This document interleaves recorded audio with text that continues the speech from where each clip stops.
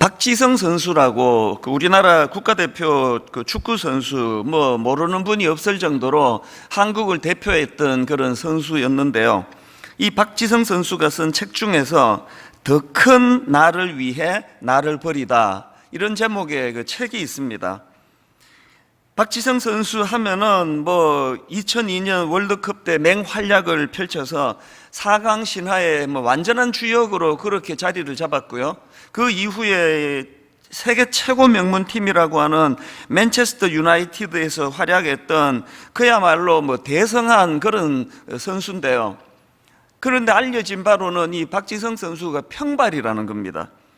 90분 내내 달려야 되는 그 선수 입장에서 이 평발이라는 이 참 불리한 신체 조건 같은데요, 그런 것들을 극복해내고 산소 탱크라는 별명을 얻을 정도로 그렇게 종횡무진 열정적으로 시합에 임하던 선수가 박지성 선수인데, 그 책에 보면은 이 세계적인 선수가 되기까지 그가 견뎌내고 또 치루어내야 됐던 그 수많은 그 열정적인 인내들, 이것들이 참 인상적입니다.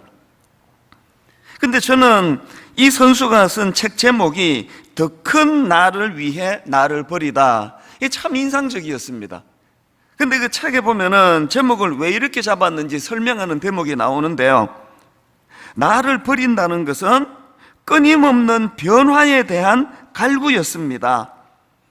비워야 다른 걸 채울 수 있고 스스로 가벼워져야 힘차게 앞으로 달려갈 수 있음을 절감하고 있습니다. 저는 이 한마디가 정말 그 목회자인 저에게 이게 이거 메모해서 이걸 외워야 되겠다 할 정도로 너무 큰 메시지가 됐습니다. 나를 버린다, 더 큰 나를 위해 나를 버린다, 이 말의 의미는 끊임없는 변화에 대한 자기 자신의 목마름, 갈구였다는 겁니다. 그래서 제가 이 부분을 읽으면서 이게 축구나 신앙생활이나 원리는 똑같은 거구나. 여러분, 지난주에 살펴봤던 이 헤롯 왕은 그는 자기 집착에 빠져서 망해버린 인물이다. 그 자기 집착의 굴레를 벗어날 수 없어 망하게 되었다, 이런 말씀을 드렸는데요. 이제 오늘 살펴보게 될 헤롯 왕에게 순교당한, 목배임을 당한 이 세례 요한, 이 세례 요한의 삶을 딱 정리해 보니까 이 제목 책하고 똑같은 겁니다. 더 큰 나를 위해 나를 버리다. 그래서 제가 이 세례 요한의 삶을 쭉 묵상하다가 보니까 이 박지성 선수가 설명한 그대로입니다. 비워야 다른 것을 채울 수 있고 스스로 가벼워져야 힘차게 앞으로 달릴 수 있다. 이 원리 그대로의 삶을 살았던 인물이 세례 요한이다. 세례 요한이 이처럼 흔들림 없는 삶을 살 수 있었던 것은 그의 삶에 큰 전제가 하나 있었다는 겁니다. 이 전제, 그 전제가 우리가 다 아는 요한복음 3장 30절입니다. 세례 요한의 삶의 큰 전제는 그는 흥하여야 하겠고 나는 쇠하여야 하니라. 세례 요한의 인생이 이렇게 한 번도 흔들림 없는 중심을 가질 수 있었던 것은 그 삶의 중심축에 이런 전제가 있었다는 겁니다. 여러분에게는 어떤 삶의 축이 있으세요? 절대로 흔들리지 못하게 만드는, 흔들리더라도 자기 자리로 돌아오게 만드는 삶의 축이 있습니까? 헤롯 왕이 그렇게 자기 집착에 빠져 파멸의 길로 갈 수밖에 없었던 것은 그는 세례 요한이 가졌던 이런 삶의 축이 없었다는 겁니다. 이 삶의 근거, 삶의 전제.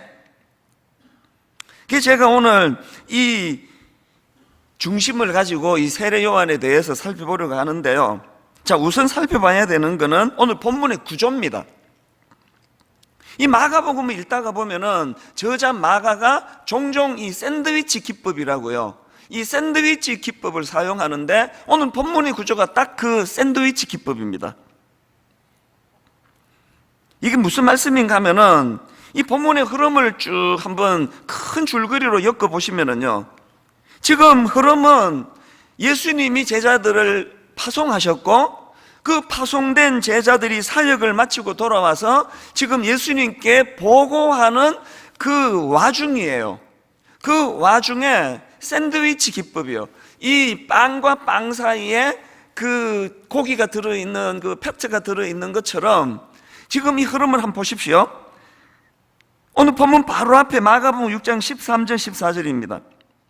많은 귀신을 쫓아내며 많은 병자에게 기름을 발라 고치더라. 이에 예수의 이름이 드러난지라. 이게 본문 바로 앞에 말씀이고요. 그리고 본문의 세례요한을 언급하고 바로 맨 마지막에 29절이 끝나자마자 30절이 이렇습니다. 사도들이 예수께 모여 자기들이 행한 것과 가르친 것을 낱낱이 고하니.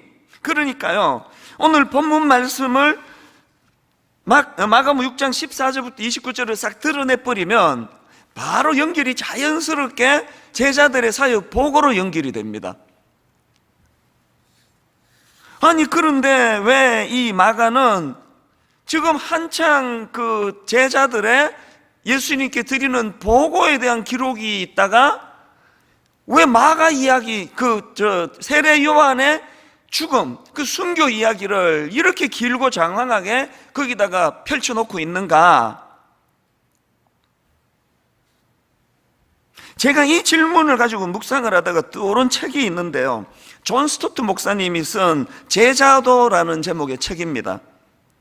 원래 이 책의 원래 제목은 The Radical Disciple, 그러니까 우리말로 하면은 급진적인 제자도, 이렇게 해석할 수 있는 책 제목입니다.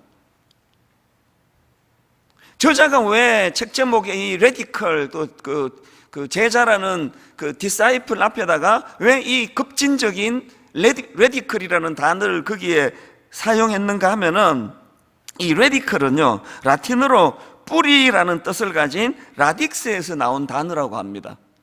그러니까 지금 이 단어는 급진적인 이런 뜻도 있지만 근원적인, 뿌리를 가지고 있는, 보다 근본적인 이런 뜻을 가지고 있는 단어입니다. 그러니까 지금 저자 존 스토트 목사님이 이 책을 저술하실 때 왜 레디컬이라는 단어를 썼느냐, 제자도의 핵심을 놓쳐서는 안 된다는 사실을 강조하기 위해서 이 뿌리라는 뜻을 가진 이 라딕스, 이 단어에서 나온 레디컬을 쓸 수밖에 없었다는 겁니다. 그러면서 이제 이걸 쭉 설명하고는 마가복음 4장 5절 6절, 들으는 흙이 얕은 돌밭에 떨어짐에 흙이 깊지 아니하므로 곧 싹이 나오나 해가 돋은 후에 타서 뿌리가 없으므로 말랐고, 뿌리가 없으므로 말랐고, 아무리 제자 행세하고 살아도 근원적으로 radical disciple, 뿌리가 없는 제자도는 이건 신용받게 되지 않는다는 이야기입니다.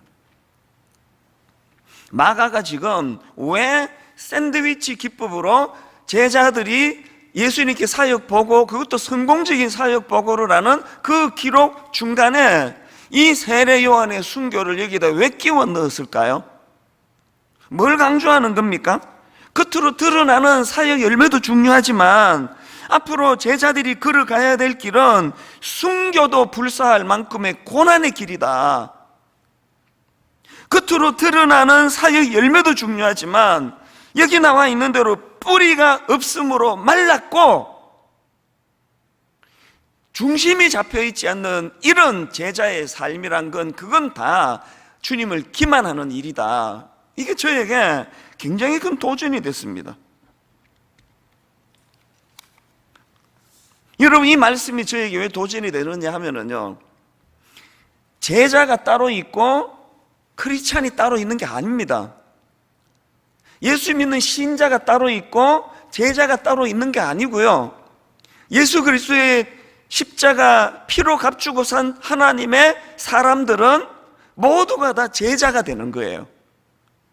더군다나 오스왈드 샌더스가 쓴 영적 제자도라는 책에 보면은 이 신약 성경에서 되게 흥미롭습니다. 신약 성경을 보면은요, 그리스도인 이 표현은 딱 3번 나온답니다. 의외 아닙니까? 그리스도인이라는 표현은 신약 성경에 딱 3번 나오고요, 신자들 이 표현은 딱 2번밖에 나오지 않는답니다. 그 대신에 제자라는 단어는 무려 269번이나 나온다는 겁니다.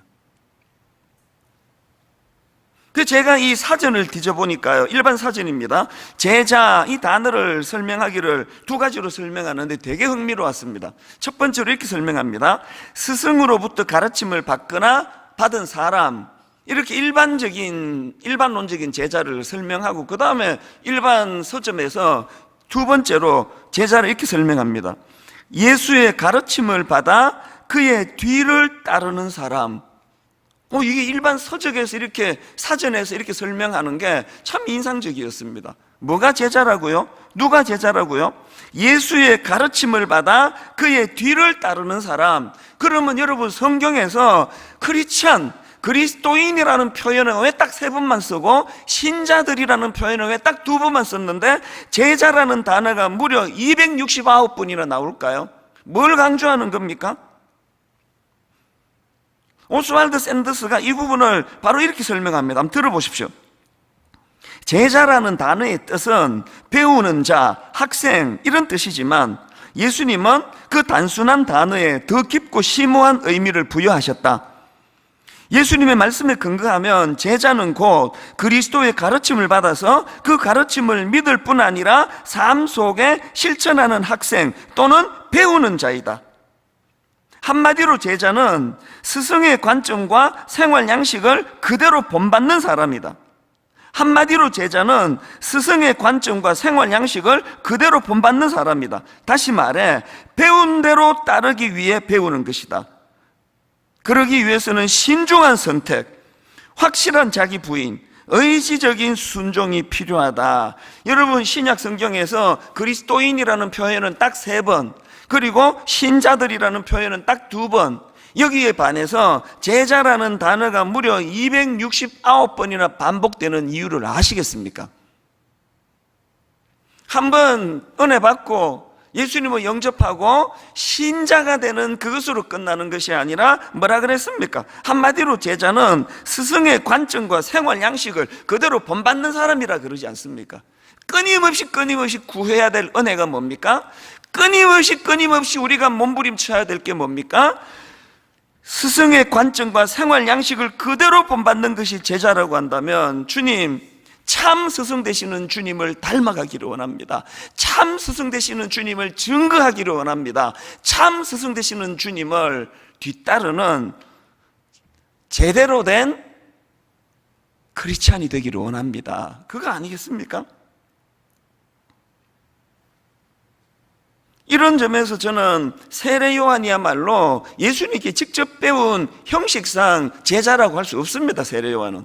그러나 세례 요한만큼 제자도 또 제자의 삶을 제대로 실천한 인물도 없기 때문에 제자도 하면은 세례 요한이 떠오르는 거 아닙니까? 그래서 저는 오늘 이 세례 요한의 모습을 보면서 예수 믿는 우리들이 그저 한번 나는 은혜 받았다, 구원 받았다, 난 이제 그냥 내 멋대로 살아도 된다가 아니라 정말 주님을 닮아가고자 하는, 정말 그 주님을 제대로 증거하고자 하는 이 열망을 가진 그런 신자들이 많이 모인 그런 한국교회가 되기를 원하고, 그런 분당 우리 교회가 되기를 원하면서 저는 주님의 제자들이 추구해야 되는 목표가 있다고 생각하는데요, 오늘 본문의 세례 요한을 중심으로 한 3가지 정도를 살펴보려고 합니다. 자, 주님의 제자들이 추구해야 될 3가지 목표 중에 첫 번째, 단순한 삶입니다. 단순한 삶. 제가 마가복음을 읽으면서 굉장히 인상적이다 생각했던 게요, 마가복음은요 세례 요한의 등장으로 마가복음이 시작이 됩니다. 마가복음의 첫 문을 세례 요한이 여는 거거든요. 보시겠습니까? 자, 마가복음 1장 1절 2절입니다. 하나님의 아들 예수 그리스도의 복음의 시작이라 선지자 이사야의 글에 보라, 내가 내 사자를 내 앞에 보내노니 그가 내 길을 준비하리라. 그리고 나서 준비하는 인물로 세례 요한이 등장을 합니다. 3절 4절입니다. 광야에 외치는 자의 소리가 있어 이르되 너희는 주의 길을 준비하라, 그의 오실 길을 곧게 하라. 기록된 것과 같이 세례 요한이 광야에 이르러 죄 사함을 받게 하는 회개의 세례를 전파하니, 마가복음의 문을 세례 요한이 열고 있다는 겁니다. 그리고 세례 요한에게 맡겨진 그 역할이 굉장히 단순합니다. 주님 오실 길을 평탄케 하라, 단순 명료한 역할을 그가 부여받았는데요. 그래서 세례 요한의 메시지는 엄청 간단해요.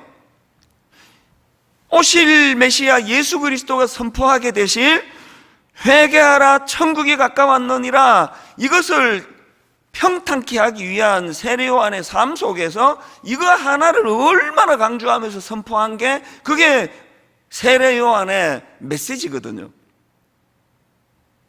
그리고 이런 단순한 사명을 감당하기 위해서는 말만 단순해서 되지 않는다는 걸 몸으로 보여준 게 그의 이 간단하고 단순한 삶 아닙니까? 마가복음 1장 6절이요.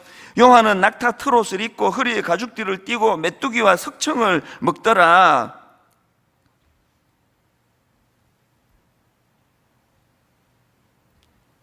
너무나 간단한 사명을 부여받았고 중요하지만 너무나 간단한 메시지를 전했고 너무나 단순 명료한 그런 삶을 살았던 인물이 세례 요한인데요. 저는 이런 세례 요한의 메시지와 삶을 보면서 그 오늘 뺄셈, 이런 제목의 그 책이 생각이 났는데요.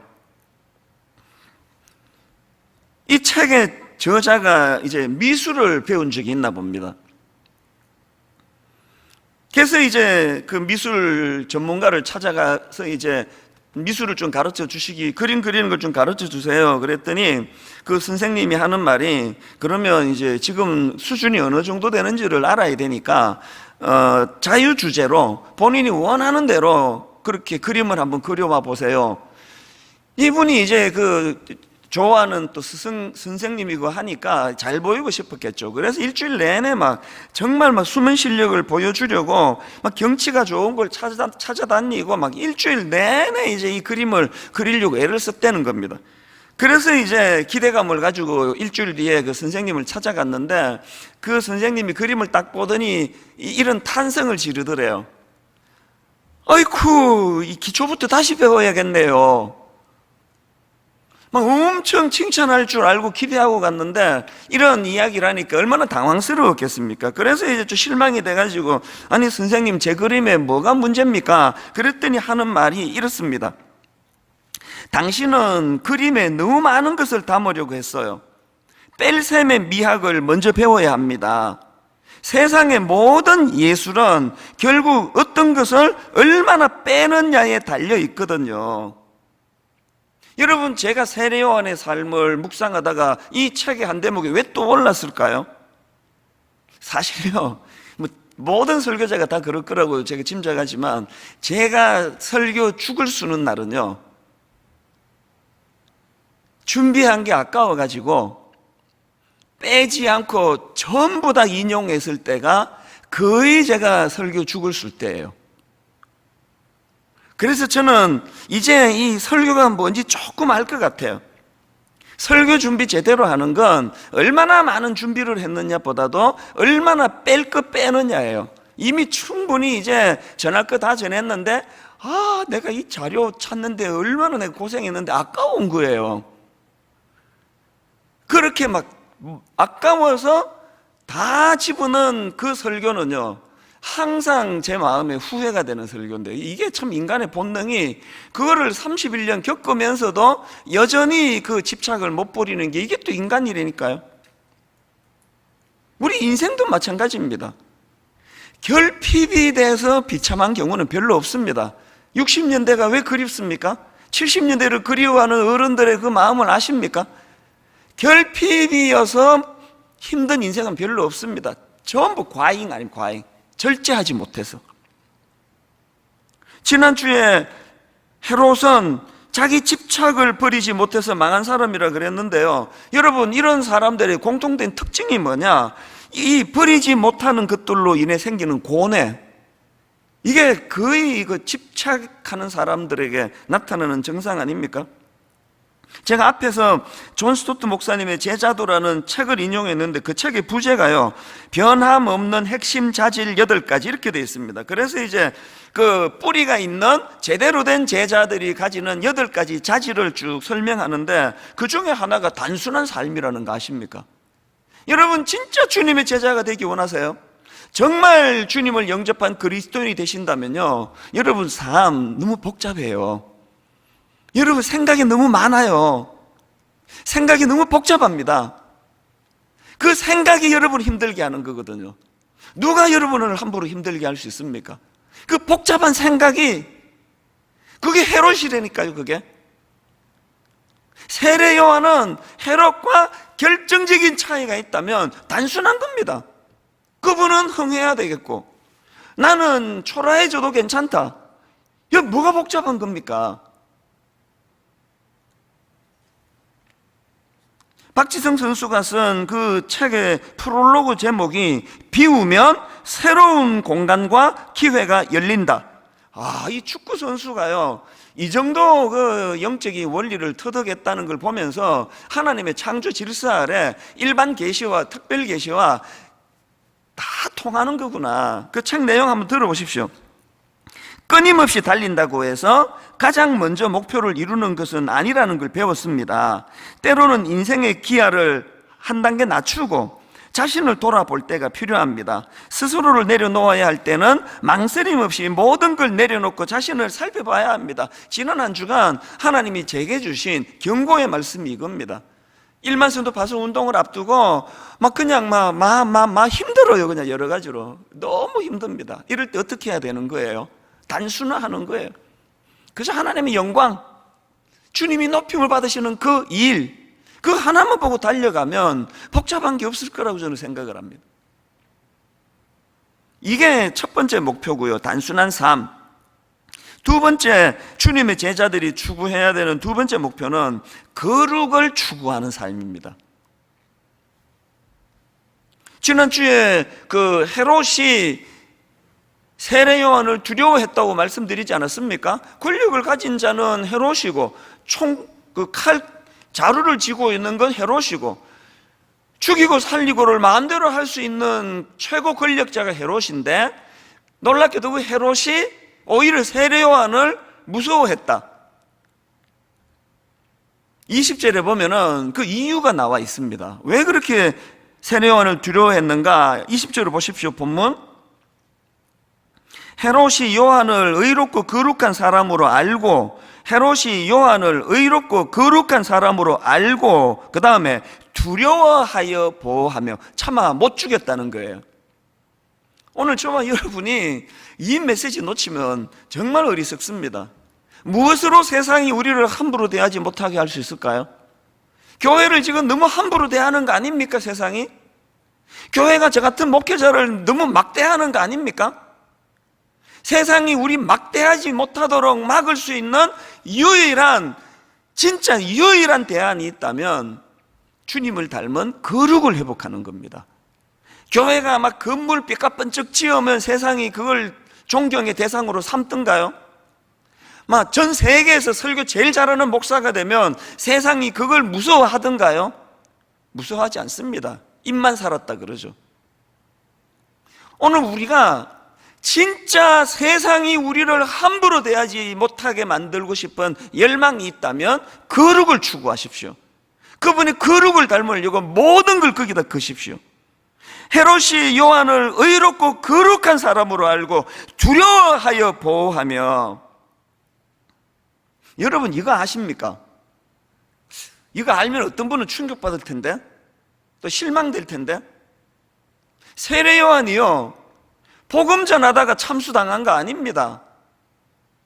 세례 요한이 복음 전하다가 목숨을 잃은 게 아니고요, 부도덕한 헤롯 왕의 삶을 지적하다가 목숨을 잃었습니다. 그래서 어떤 분들은 세례 요한의 죽음이 좀 무모하다, 허무하다 이렇게 분석하는 사람도 있는데요, 그 정말 뭘 모르는 분석이라 생각합니다.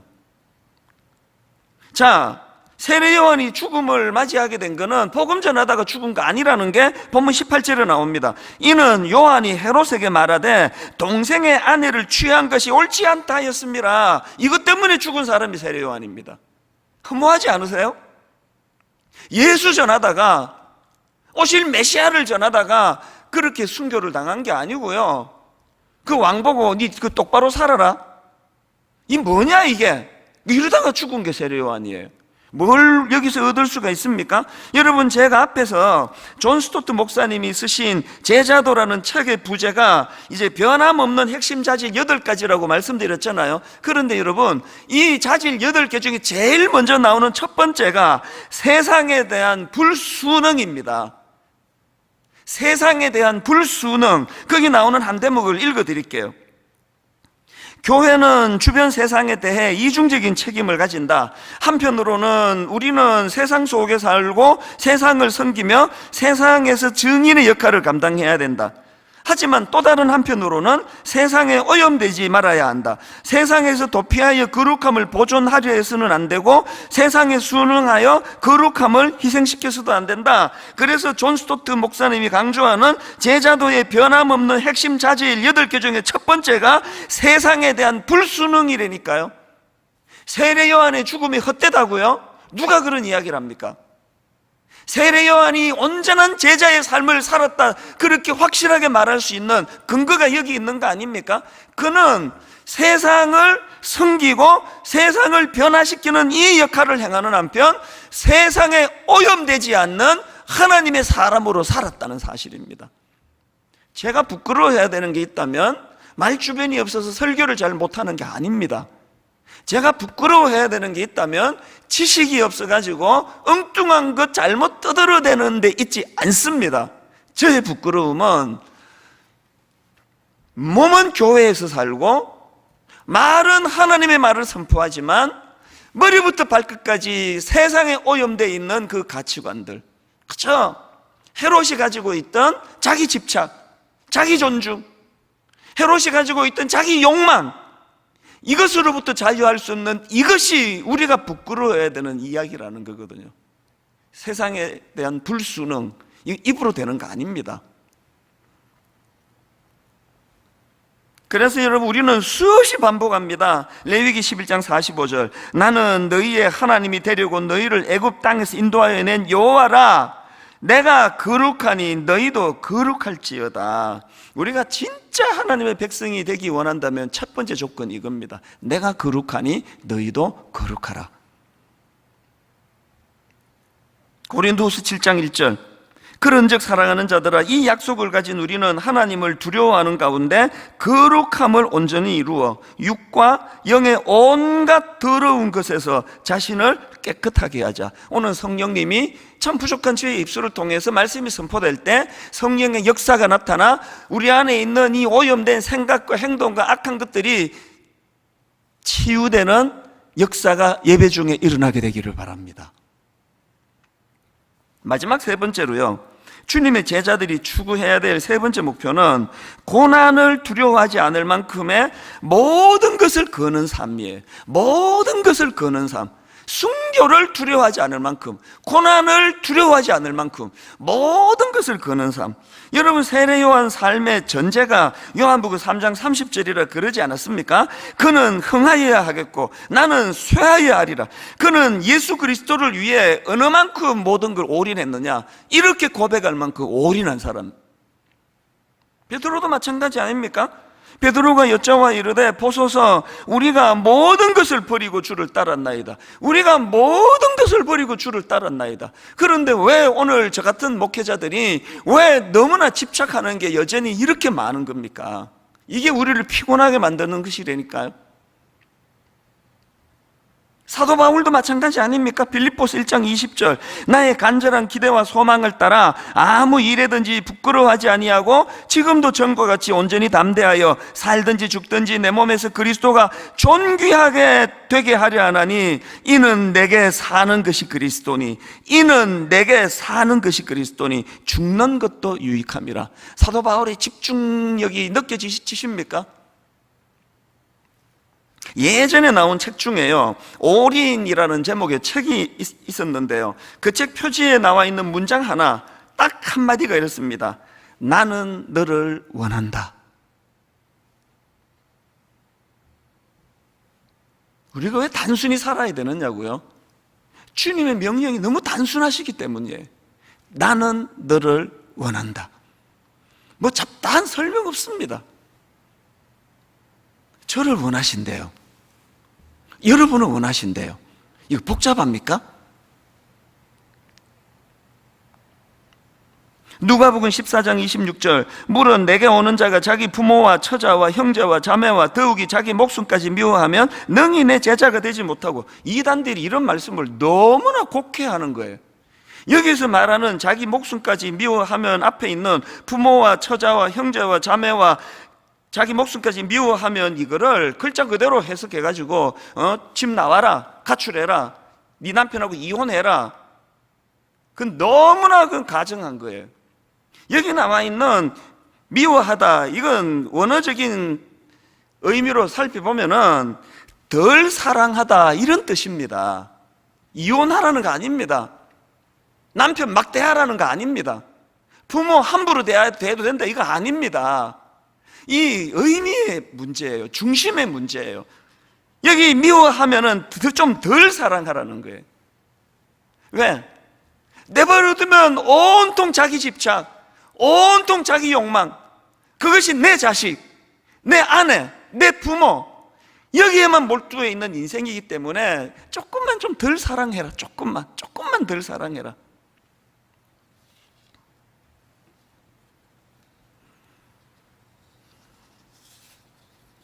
이 세 가지를 늘 마음에 이 묵상 재료로 삼아야 됩니다. 단순한 삶, 거룩을 추구하는 삶, 고난을 두려워하지 않을 만큼 모든 것을 거는 삶, 이런 삶을 살아가는 사람들에게 나타나는 삶의 열매가 하나 있습니다. 요한복음 12장 24절이요. 요한복음 12장 24절은 오늘 모든 제자들 이 세 가지 목표를 가지고 달려가는 사람들이 맺는 열매입니다. 내가 진실로 진실로 너희에게 이르노니 한 알의 밀이 땅에 떨어져 죽지 아니하면 한 알 그대로 있고 죽으면 많은 열매를 맺느니라.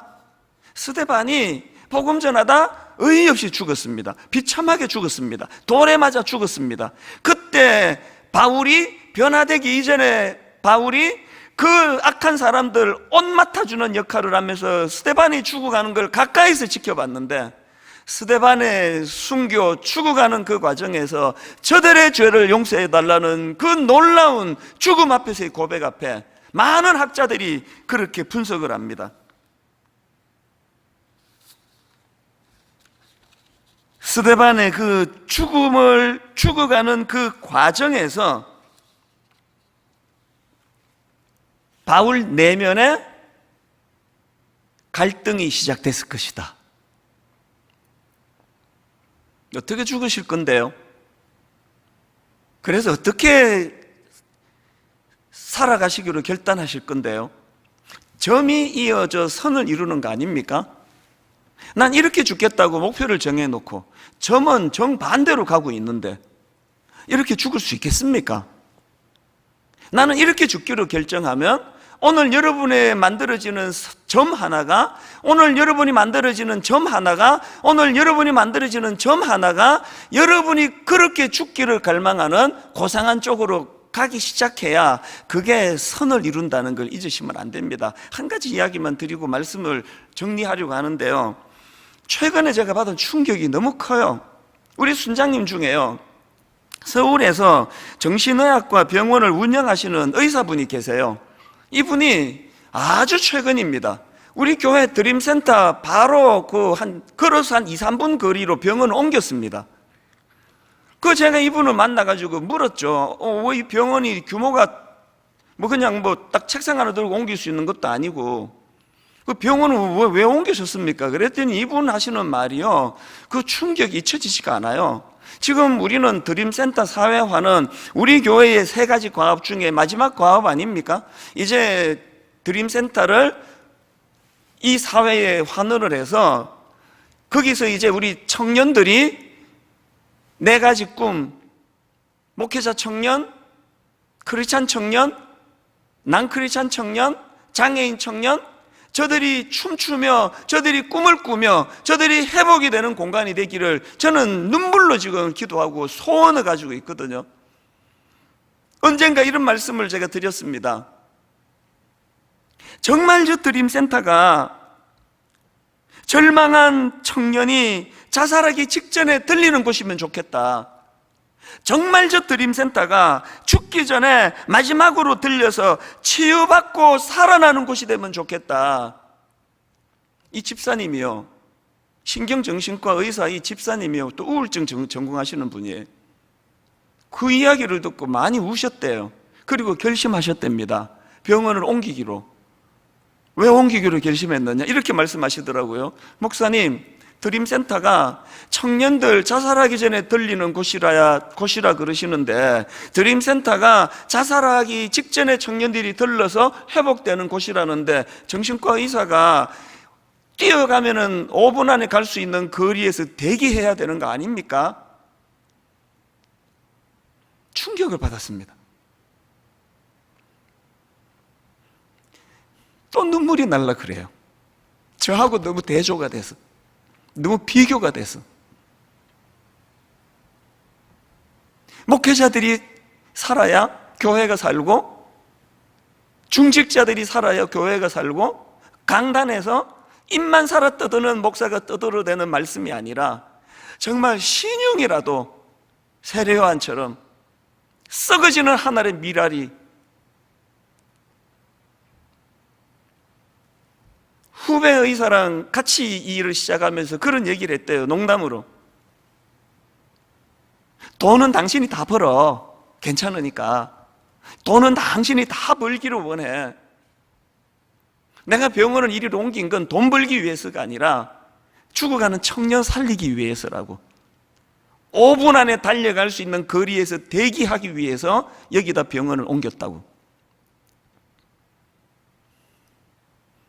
스데반처럼, 세례요한처럼 죽음의 공포, 고난의 두려움 정도는 기꺼이 극복해내는 그런 삶을 살고 싶으시다면 오늘의 삶에 점 하나로 시작되는 이 하루의 삶이 그런 고상한 죽음을 향할 수 있는 삶이 되기를 바랍니다. 오늘 저는 이 찬양, 일제강점기 때 연약한 여성의 몸으로 신사참배 문제로 투옥이 되어 단순한 삶, 거룩을 추구하는 삶, 고난을 두려워하지 않을 만큼 모든 것을 거는 삶의 본을 보여주신 안희숙 여사가 만든 이 찬양을 부르기 원합니다. 내일 일은 난 몰라요. 하루하루 살아요. 불행이나 요행함도 내 뜻대로 못해요. 이 찬양 부르시면서 이 질문을 해보세요. 여러분 삶에는 어떤 축이 있습니까? 여러분 삶에 어떤 전제가 있습니까? 여러분의 삶에는 포기할 수 없는 제자로서의 어떤 삶의 목표가 있습니까? 잘 죽기를 원하십니까? 오늘 하루에 여러분이 만들어내는 점 하나하나가 그쪽을 향해 가기를 소원하시기를 원합니다. 우리 찬양 같이 부르시는 동안에 성령님이 우리 안에 많은 회복의 은혜로 인도해 주시기를 원합니다. 내일 일은 난 몰라요.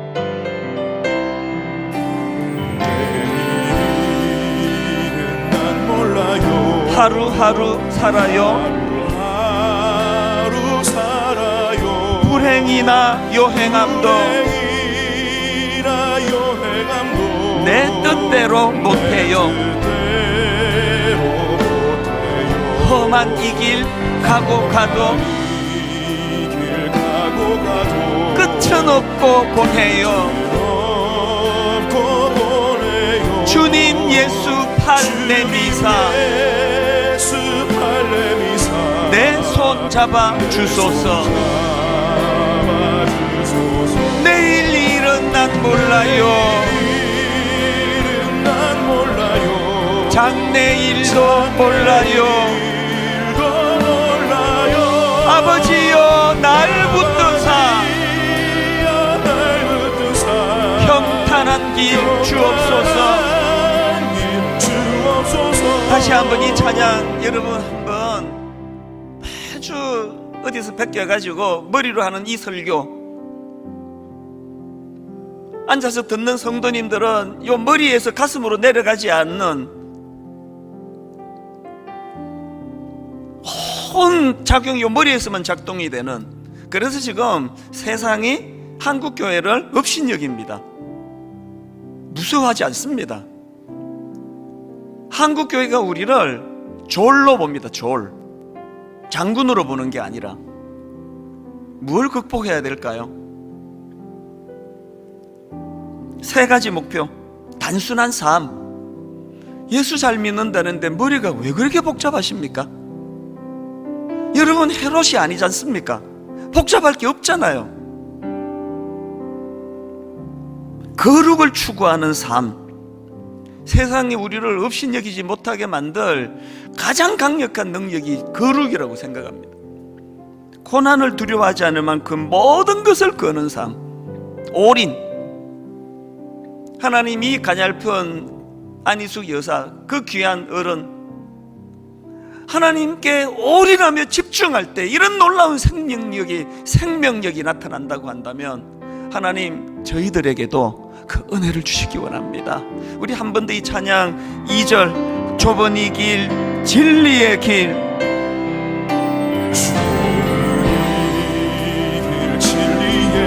주님 가신 그 옛길, 힘이 들고 어려워도 찬송하며 갑니다. 성령이여 그 음성을 항상 들려주소서. 내 마음은 정했어요. 변치 않게 하소서.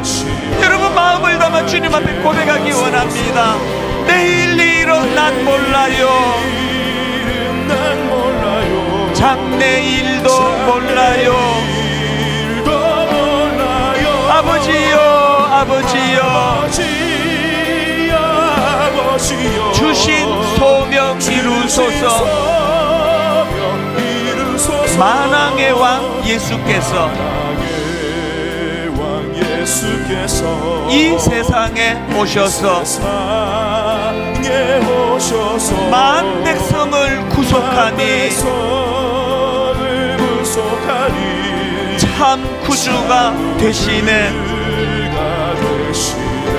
순교자의 본을 받아 나의 믿음 지키고 순교자의 신앙 따라 이 복음을 전하세. 불과 같은 성령이여 내 마음에 항상 계셔. 천국 가는 그날까지 주여 지켜 주옵소서. 호산나 호산나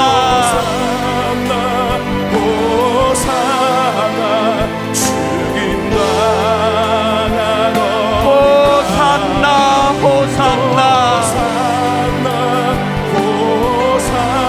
예수 다시 사셨네. 약한 나로 강하게, 가난한 날 부하게,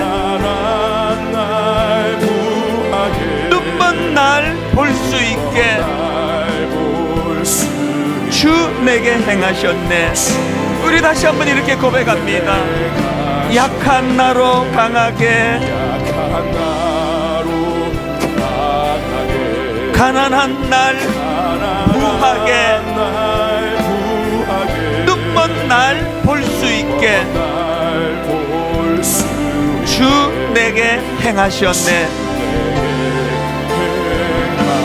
호산나 호산나. 죽임당한 어린 양 호산나 호산나.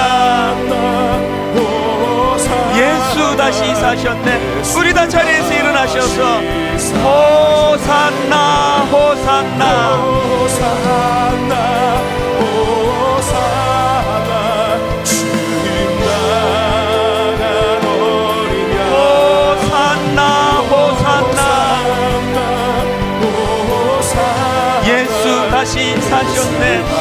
다시 사셨네. 주신 말씀 가지고 기도할 때 하나님 정말 제자가 되기 원합니다. 제자의 길을 걸어가기 원합니다.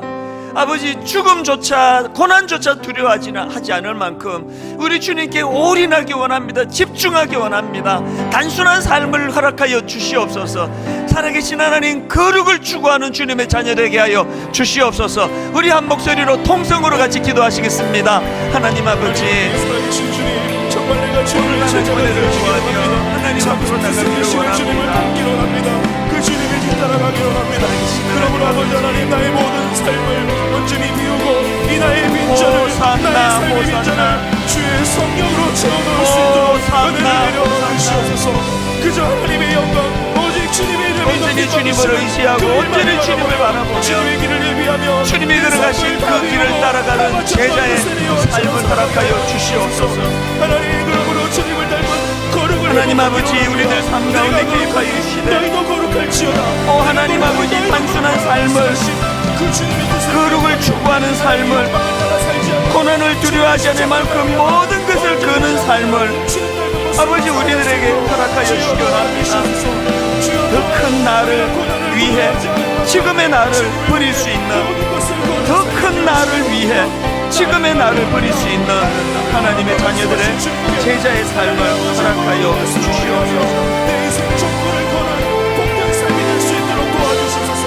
주님, 오늘은 오늘로 살고 내일은 내일로 살아갈 수 있는 그 구스러기와 같은 나의 삶이 꽃이 되어지는 인생 되어질 수 있도록 주님이 허락하시고 하나님께 인정하시는 그 귀한 복된 삶이 될 수 있도록 은혜를 내려주시옵소서.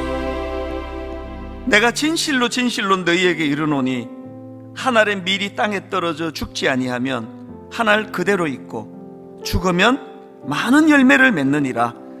우리 주님의 삶을 한마디로 요약할 수 있다면 바로 이 말씀으로 요약되는, 그래서 하나 우리가 주님을 닮아가는 제자라고 한다면은 이 말씀이 우리 삶 속에 각인되어야 한다고 주님 앞에 고백을 드립니다.